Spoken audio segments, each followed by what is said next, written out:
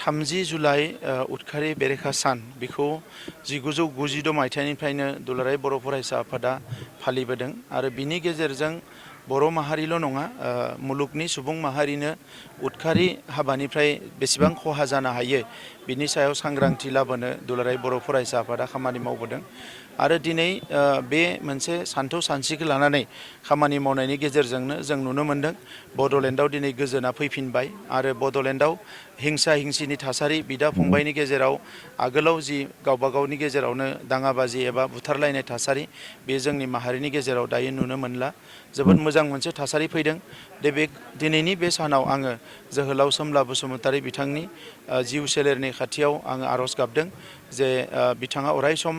बर' माहारिखौ बोर सारस्रि हरथों आरो अबंलावरनि खाथियाव आर'ज गाबदों बिथांनि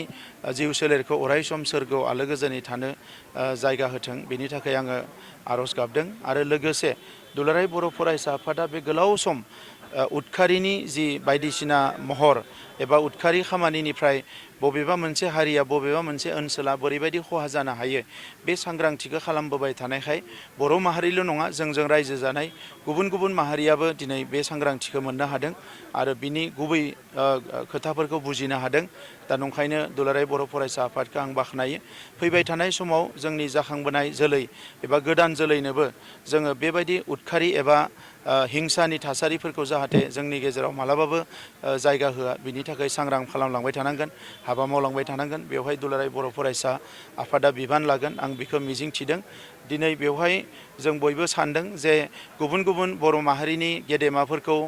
हारिनि दैदेनगिरिफोरखौ जायफ्रा रुंसारि एबा मुंख्लं जालांबाय बिथांमोनखौ जेरैबायदि सिबिनाय जादों जोहोलाव सोमला बसुमतारीखौबो सिबिदों नाथाय बिथांनि थाखाय गोबां खामानि मावबावनांगौ दङ होननानै बयबो सानदों जोंबो सानदों दा नंखायनो नैबे बिथांनि फबनाय थावनि जेराव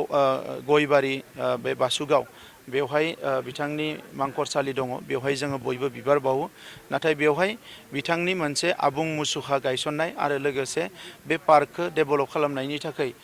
50 लाख रां सेंसन जाना दंखायोमोन नाथाय आङो एडिशनेलि आरो होदेरबावनानै गासैजों 2.5 कोटि 2.5 करोड़ बे कमप्लिटलि